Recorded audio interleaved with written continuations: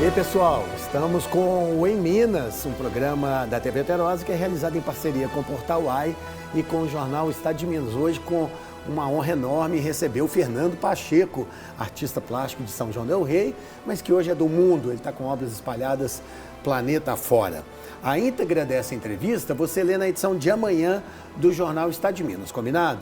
Fernando, lá no primeiro bloco você brincou com aquela história de artista plástico e tudo, e eu queria pegar um ganchinho aqui para ouvir a sua opinião sobre um assunto que eu acho assim, fantástico. Em 2016, por exemplo, um gaiato largou uns óculos no chão do Museu de Arte Moderna lá em São Francisco, e as pessoas que não tinham visto que ele tinha deixado lá chegavam e achavam que aquilo era uma obra, agachavam para fotografar os óculos e tal. E agora, recentemente, né, eu não sei se você viu, um gaiato largou um tênis também, lá no Guggenheim, lá em Nova York. Teve isso, né? E aí o povo chegava e, porra, o tênis fotografando. Como é que você explica essa coisa? Pois é. É uma coisa doida, né? Essa relação do público com uma obra de arte, porque às vezes o camarada não sabe aquela intervenção, o que está acontecendo, né? Porque isso a dita arte contemporânea hoje, que virou um ismo, né? Falar arte contemporânea, igual teve o expressionismo. Hoje fala arte contemporânea como se fosse um ismo. Tá. A arte contemporânea, na verdade, é todo mundo que não é um imbecil e que faz, que é artista de verdade e que faz uma arte afinada com seu tempo, porque ele é um tempo de vida desse artista. E é uma arte verdade, que diz respeito à sua verdade e uma coisa afinada. Então, isso é arte contemporânea. A gente não pode taxar de arte contemporânea só aquilo que está em militância, que está, digamos assim, falando de alguma coisa política que está acontecendo no mundo hoje, ou que faz trabalhos assim, sacadas absolutamente estranhas, e que a pessoa fica bolando a próxima sacada estranha para causar aquele e tal. Então, a arte contemporânea é tudo que é verdade, é tudo que é afinado com o tempo, mesmo que seja engajada ou engajada com a pessoa mesmo. Se é uma verdade, aquela verdade do artista que está criando uma obra humanista, humana, ela vai despertar, sabe, reflexão em milhares de outros seres humanos. Então, particularmente, a minha linguagem, a plataforma dela de existência, o território dela, é o território humano, humanista. Então, tudo bem, mas essa coisa de colocar um tênis, um óculos, uma coisa, se tiver um conceito muito forte, muito válido, mas muitas vezes, realmente, são objetos estranhos só para causar aquela estranheza, né? E o público tem toda a razão de interagir com aquilo da maneira que ele achar, né? Você acha que se... comigo, eu queria dizer, comigo eu já fiz uma brincadeira. Já rolou isso? Uma brincadeira séria.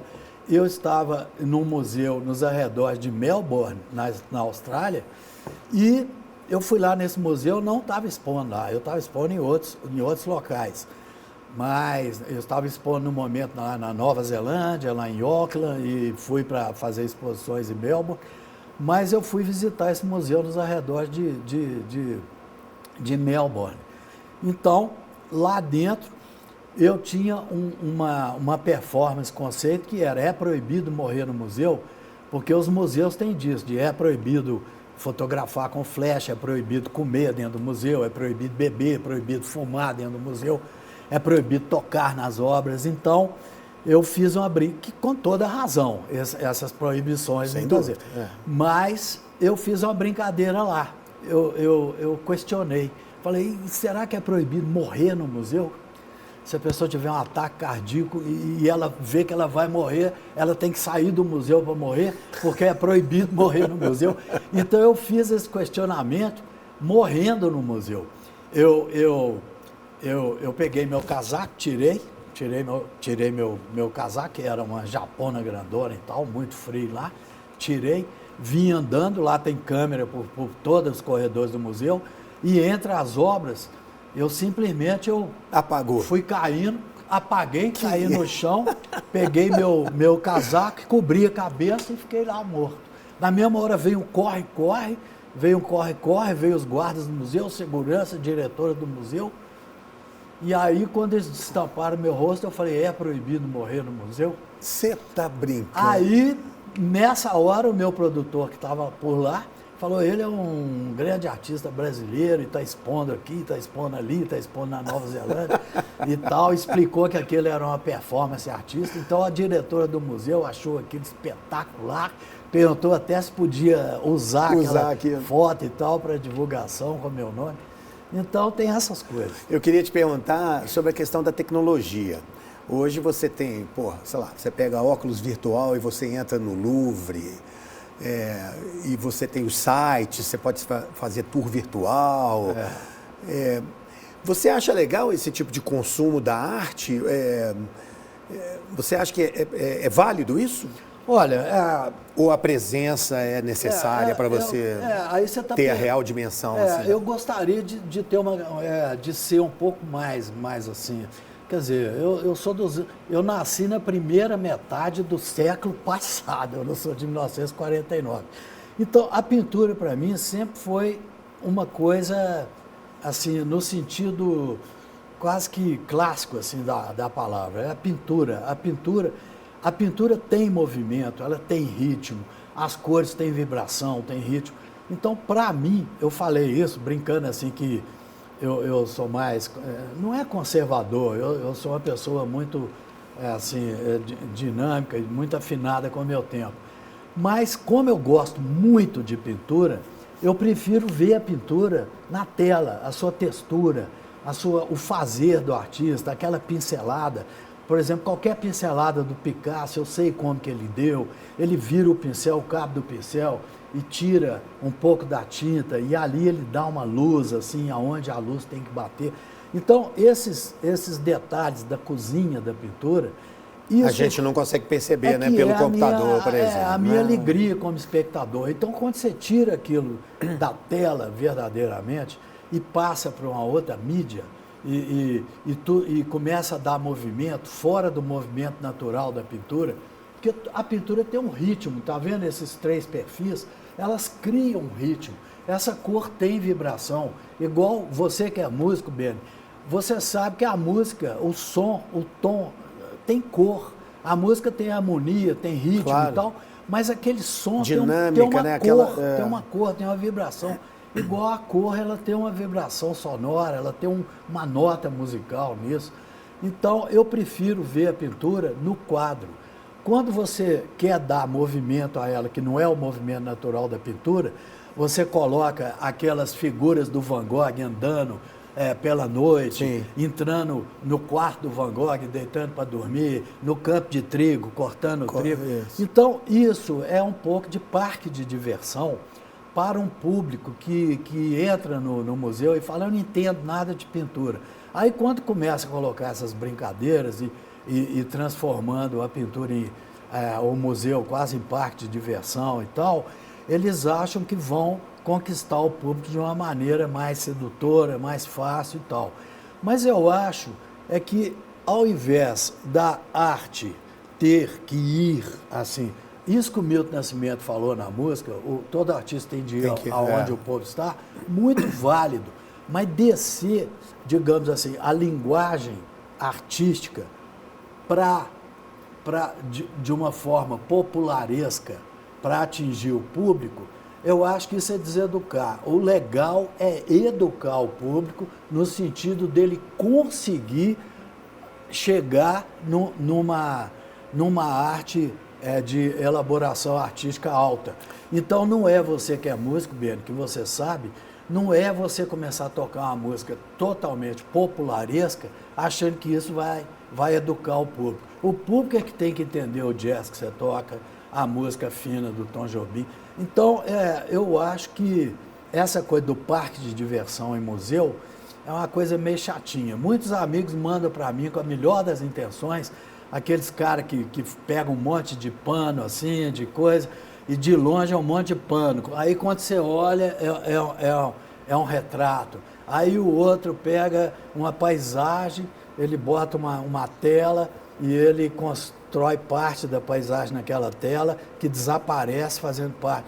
Então, tudo isso são mágicas, extremamente assim, curiosas, porém que foge do que eu considero que seja arte.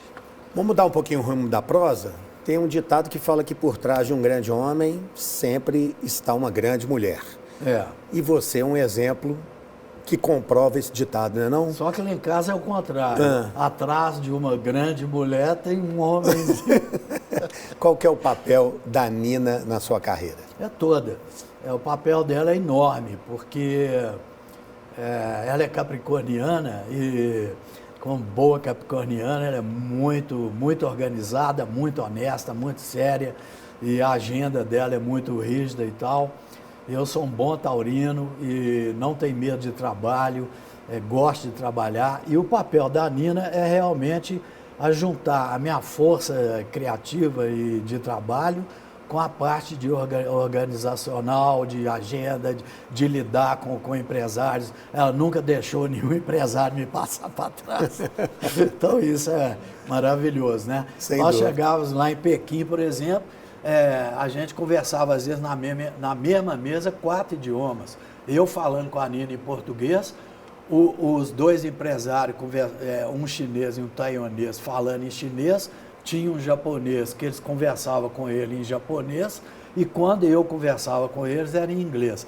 Então, quando eles me apresentavam um contrato todo escrito em chinês, pedindo exclusividade das minhas obras na Ásia, eu não entendia nada que estava escrito ali. Fala, Nina, cuida disso. Então eu falava, Nina, cuida disso. Aí eu chamava a intérprete lia tudo para ela ainda queria saber se a intérprete não estava lendo uma coisa e falando para ela outra. Então ela toma conta absolutamente de tudo isso e é uma pessoa que é adorada também pelos nossos amigos, pelo mundo da arte. Então. Para a gente terminar, queria te fazer um desafio aqui, que é uma pergunta com 2 partes. Nesses 60 anos, a sua pintura saiu de onde e chegou onde hoje? E onde é que vai estar a sua pintura daqui a 10 anos, daqui a 15 anos? Olha, como o Jacob... É uma evolução permanente? Assim, o que você sente da sua pintura? Essa sua pergunta foi uma pergunta única, que nunca me fizeram, foi a primeira vez. E eu sou seu admirador há muitos anos, como apresentador de jornal, da televisão e tal. Inclusive, eu achava que você era muito mais velho, pelo tamanho que você era na televisão. Eu tô velho. Mas é a primeira vez que alguém me pergunta isso, e é uma pergunta absolutamente inteligente. Como o Jacob Klintovitz escreveu no meu livro, eu tenho 6 livros já publicados sobre minha obra, e num deles o Jacob Klintovitz, que é um crítico, ele é gaúcho, mas mora em São Paulo a vida inteira, tem mais de tem uns 150 títulos de livros de arte. Ele escreveu sobre mim que me honrou muito. Fernando Pacheco escutou o canto das sereias, que é o canto mais forte da sociedade de consumo, e não precisou ser amarrado para resistir. Então, eu vou na minha linguagem, eu não vou nas questões do modismo vigente, nos apelos do mercado de arte, das galerias, marchand ou curadores. Respeito todos e agradeço todos das vezes que trabalhamos juntos, mas agora vem essa pergunta. Como eu não saio da minha trajetória, o meu leque estético é muito amplo, e não saindo da minha verdade, da minha linguagem, eu tenho capacidade de exercer, desenvolver a minha linguagem, a minha pintura em diversos territórios estéticos das artes visuais. Porém, a minha pintura saiu de um lugar, trafegou em todo esse território de opções estéticas, pictóricas, artísticas, e no final ele volta para o mesmo lugarzinho, que é o âmago onde você guarda seu sonho, seu mistério, sua fantasia,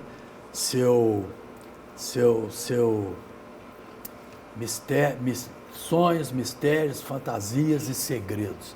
A minha pintura, ela absolutamente volta para aquilo que é o universo humano. Ela trafegou nesse território humano todo o tempo. todo o tempo.